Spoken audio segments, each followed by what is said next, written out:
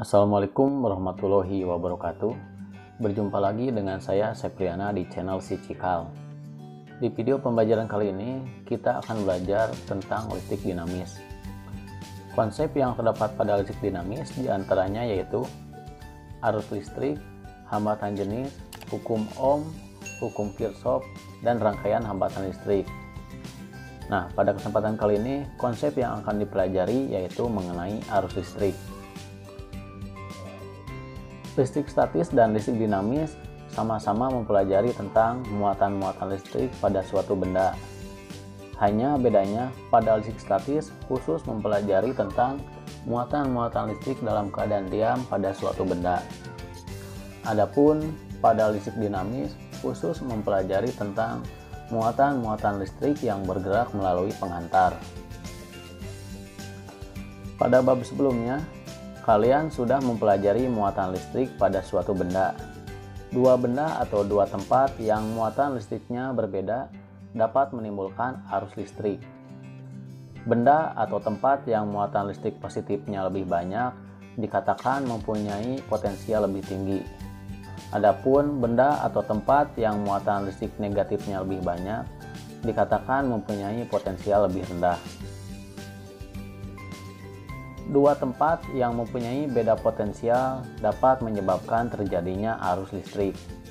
Syaratnya, kedua tempat itu dihubungkan dengan suatu penghantar.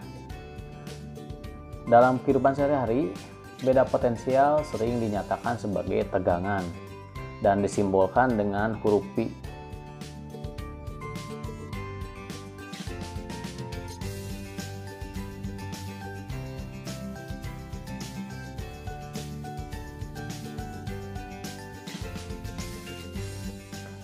Selanjutnya, perhatikan gambar berikut. Pada gambar A, dikatakan lebih positif atau berpotensial lebih tinggi daripada B. Arus listrik yang terjadi berasal dari A menuju B. Arus listrik terjadi karena adanya usaha penyeimbangan potensial antara A dan B. Dengan demikian, dapat dikatakan arus listrik seakan-akan berupa arus muatan positif. Arah arus listrik berasal dari tempat berpotensial tinggi ke tempat yang berpotensial lebih rendah. Pada kenyataannya, muatan listrik yang dapat berpindah bukan muatan positif, melainkan muatan negatif atau elektron. Karena itu, berdasarkan gambar yang terjadi sebenarnya adalah terjadinya aliran elektron dari tempat berpotensial lebih rendah ke tempat yang berpotensial lebih tinggi. Jadi, arus listrik terjadi jika ada perpindahan elektron. Kedua benda bermuatan, jika dihubungkan melalui kabel, akan menghasilkan arus listrik yang besarnya dapat ditulis dengan rumus berikut. I sama dengan Q dibagi dengan T. I adalah besar kuat arus atau satuannya ampere. I besar kuat arus dan satuannya ampere atau A. Kemudian Q besar muatan listrik, satuannya coulomb atau C besar. Kemudian T yaitu waktu tempuh, satuannya sekon, S atau detik. Perhatikan contoh soal berikut. Sebuah akumulator pada kutub-kutubnya dihubungkan pada terminal lampu. Jika kuat arus yang mengalir pada lampu sebesar 0,5 ampere dan lampu dinyalakan selama 2 menit, berapakah muatan listrik yang telah melewati lampu? Nah, cara mengerjakannya yang pertama diketahui dulu besaran-besaran yang terdapat pada contoh soal.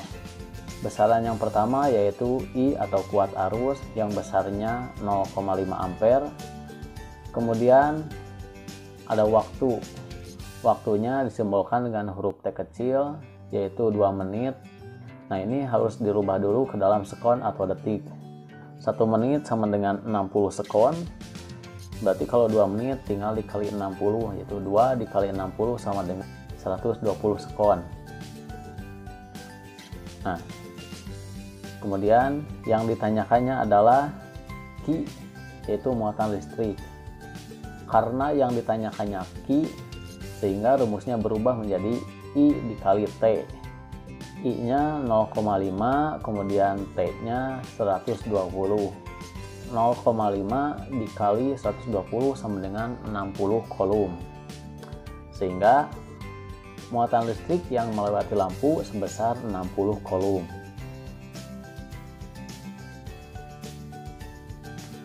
Yang selanjutnya mengukur kuat arus listrik. Kuat arus listrik yang mengalir dalam penghantar atau rangkaian listrik dapat diukur besarnya dengan menggunakan ampere meter. Ampere meter ada dua jenis, yaitu ampere meter digital dan ampere meter jarum.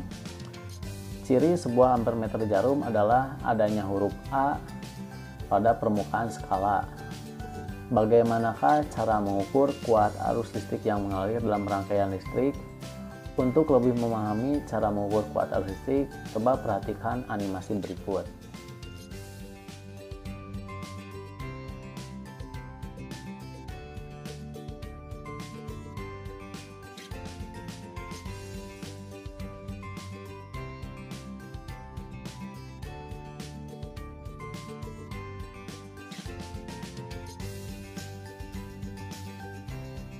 Yang selanjutnya, cara membaca ampere meter. Dalam suatu rangkaian, ampere meter dipasang secara seri. Maksudnya, terminal positif ampere meter dihubungkan ke kutub negatif sumber arus. Adapun terminal negatif ampere meter dihubungkan ke kutub positif sumber arus. Ampere meter ada yang mempunyai batas ukur dan skala terbatas. Misalnya, sebuah ampere meter batas ukurnya 1 ampere dengan skala 1 sampai dengan 100. Jika saat digunakan jarum menunjukkan angka 34 pada skala, besar kuat arus listrik yang terukur adalah sebagai berikut. Nah, nilai yang terukur sama dengan nilai yang ditunjuk jarum dibagi nilai maksimum dikali dengan batas ukur. Nah, nilai yang ditunjuk jarumnya ada pada angka 34, kemudian nilai maksimumnya 100. Nah, batas ukurnya adalah 1 ampere. Sehingga 34 dibagi 100 dikali dengan 1 hasilnya 0,34 ampere. Sehingga nilai yang terukurnya adalah sebesar 0,34 ampere.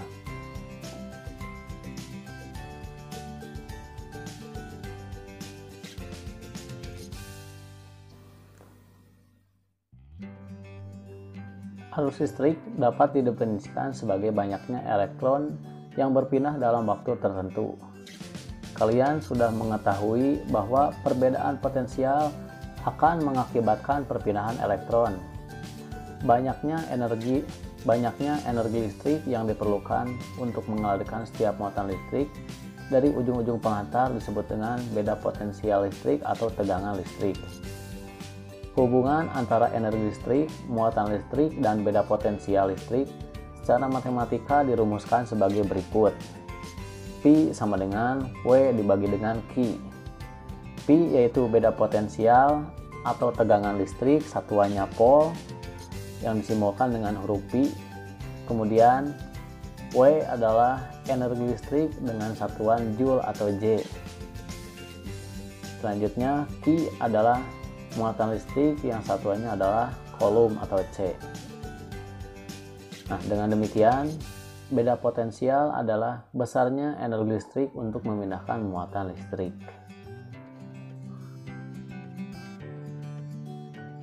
Perhatikan contoh sama berikut.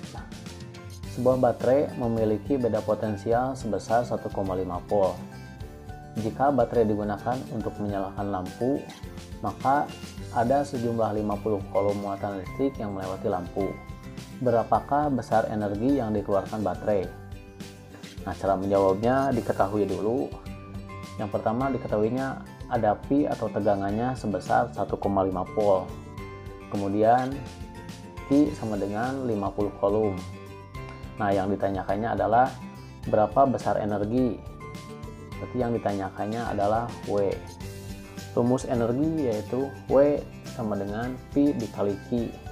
Nilai Pi 1,5, nilai Q 50.